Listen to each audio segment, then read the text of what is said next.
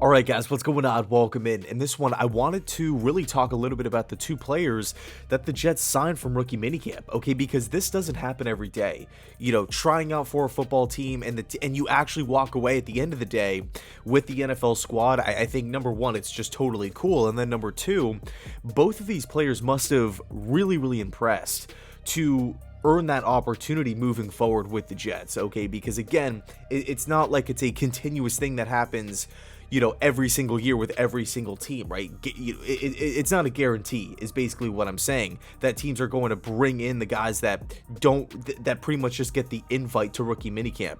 Okay, so I'm totally impressed. And funny enough, I've actually been getting a lot of messages from former teammates, former classmates of the first player here. It's Calvin Jackson, wide receiver from Washington State, 5'9", 5'10", 195 pounds, spent the last 4 years at Washington State from 2018 through 2021.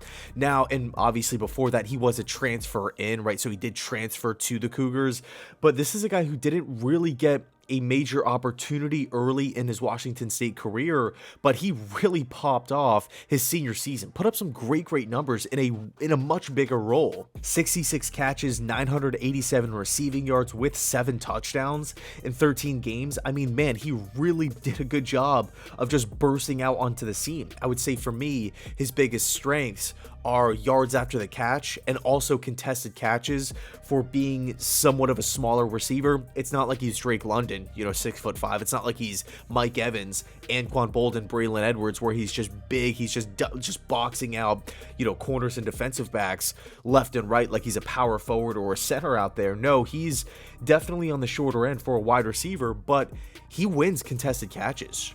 Right, you know, if a corner has his hands in there, he comes away with the football. And this is a guy who didn't really do a lot of special teams back at Washington State, but supposedly the Jets had him do a lot of special teams work at rookie minicamp, and they were impressed. Okay, so we take a look at the wide receiver room right now.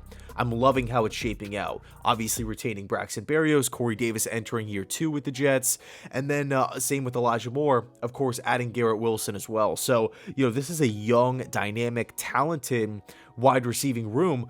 I think really the goal here is just to stay healthy, and if these guys can produce, or if these guys can stay on the field rather, then everybody's really going to get their time in the sun or their time in the light and have opportunities to make plays and produce. It's funny, a lot of the messages pretty much say the same thing. You know, he's a great leader, so much fun to be around, just an awesome person. The Jets got a steal, hardest working guy, hardest working player in the room at all times. And you know, I've had people reach out, like maybe 1 or 2, you know, messages regarding a player, but never like a major influx like this, where it's, you know, 4 or 5 messages just raving about the guy.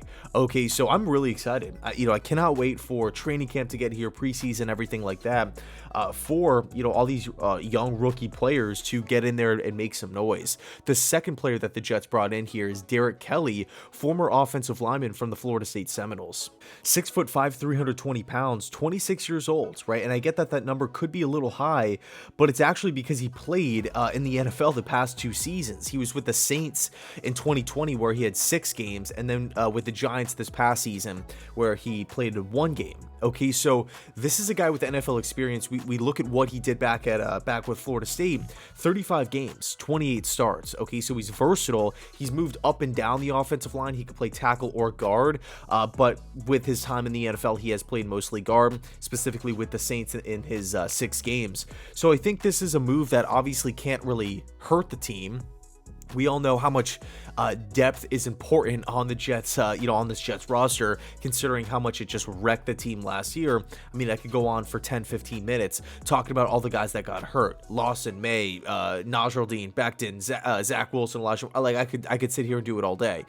Tons of guys got hurt, and we just didn't really have the depth. We didn't really have the talent to step in and fill in for those guys and put up solid performances. Okay, so I know I said it before, but I'm totally amped to see what the future holds. Training camp, preseason, everything like that. Will the Jets have joint practices this season?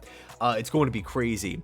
Unfortunately, though, we are entering a little bit of a dead zone, the dead period of the NFL offseason, where guys are on vacation and just not much news really breaks. So So we'll see how it all plays out. But I will say this, there are a bunch of free agents still out there. Quan Alexander, Jaqueski Tartt, Larry Ogunjobi. We don't know what's happening with a lot of these guys. There's still a lot of talent out there. Anyway, let me know your thoughts down below in the comment section. Thanks so much for watching. I appreciate it. And as always, go Jets.